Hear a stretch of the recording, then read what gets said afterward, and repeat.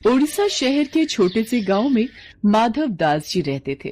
माधव दास जी अकेले रहते थे और भगवान जगन्नाथ जी के भजन किया करते थे और वो हर रोज भगवान जगन्नाथ जी के मंदिर में दर्शन के लिए जाया करते थे। वो सिर्फ जगन्नाथ जी की भक्ति में ही मस्त रहते थे। उन्हें सांसारिक जीवन से कोई मोह माया नहीं थी। एक दिन अचानक माधव दास जी की तबीयत खराब हो गई। उन्हें उल्टी दस्त का रोग हो गया। वो बहुत ही कमजोर हो गए कि उठने बैठने में भी उन्हें समस्या होने लगी। माधव जी अपना कार्य स्वयं करते थे। वो किसी से मदद नहीं लेते थे। जो व्यक्ति उनकी मदद के लिए आता था उनसे कहते थे, मेरे प्रभु, मेरे जगन्नाथ जी स्वयं मेरी रक्षा करेंगे। ऐसे ही कुछ दिन और बीत जाते हैं। माधव जी की तबीयत और खराब हो जाती है। अब तो वो मलमूत्र भी बिस्तर पर त्याग देते थे, परंतु उन्होंने अपनी भक्ति और आस्था जगन्नाथ जी पर से नहीं छोड़ी। इतना बीमार होने के बाद भी वो नियम से जगन्नाथ जी की आराधना किया करते थे। यही दूसरी ओर जगन्नाथ जी अपने भक्त की उन पर आस्था देखकर अत्यंत खुश थे। तभी बलदेव जी जगन्नाथ जी से कहते हैं, हे प्रभु, आपका प्रिय भक्त इतना कष्ट में है, आप उसे दूर क्यों नहीं करते? उसके पूर्व जन्म के कष्ट हैं जो उसे भोगने ही होंगे, पर उसने मेरी इतनी भक्ति की है, इस कारण मैं पृथ्वी लोक पर जाकर उसकी देखभाल करूंगा। तब स्वयं जगन्नाथ जी सेवक के रूप में माधव जी के पास उनकी सेवा करने के लिए जाते हैं।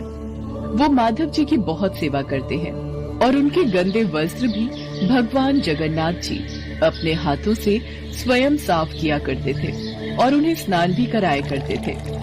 भगवान जगन्नाथ जी की सेवा से जब माधव दास जी स्वस्थ हुए और उन्हें होश आया, तब भगवान जगन्नाथ जी को उनकी सेवा करते देख वो तुरंत पहचान गए, ये मेरे प्रभु ही हैं।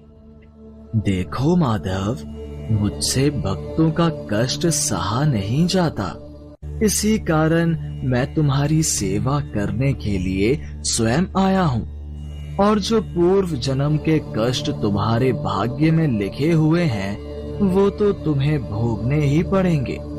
अगर उस कष्ट को इस जन्म में नहीं भोगोगे तो तुम्हें फिर से एक और जन्म लेकर कष्ट भोगना पड़ेगा।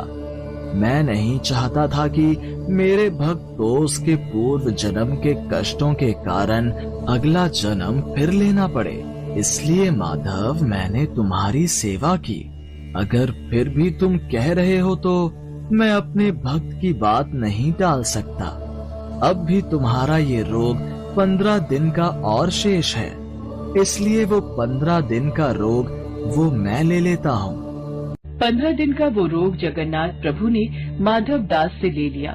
तब से भगवान जगन्नाथ जी 15 दिन के लिए बीमार रहते हैं। तब से आज तक हर वर्ष से यही चलता आ रहा है। ज्येष्ठ पूर्णिमा को भगवान जगन्नाथ जी को ठंडे जल से स्नान कराया जाता है। इस स्नान के बाद भगवान को बुखार आ जाता है। 15 दिनों तक भगवान जगन्नाथ जी को एकांत में एक विशेष कक्ष में रखा जाता है, जहाँ केवल उनके वेधा और निजी सेवक ही उनके दर्शन कर सकते हैं। इस दौरान भगवान जगन्नाथ जी को फल के रस, औषधि एवं दलिये का भोग लगाया जाता है और रोग मुक्त करने के लिए उन्हें काढ़ा भी पिलाया जाता है। भगवान के स्वस्थ होने पर अपने भक्तों से मिलने रथ पर सवार होकर निकलते हैं, जिसे रथ यात्रा कहा जाता है।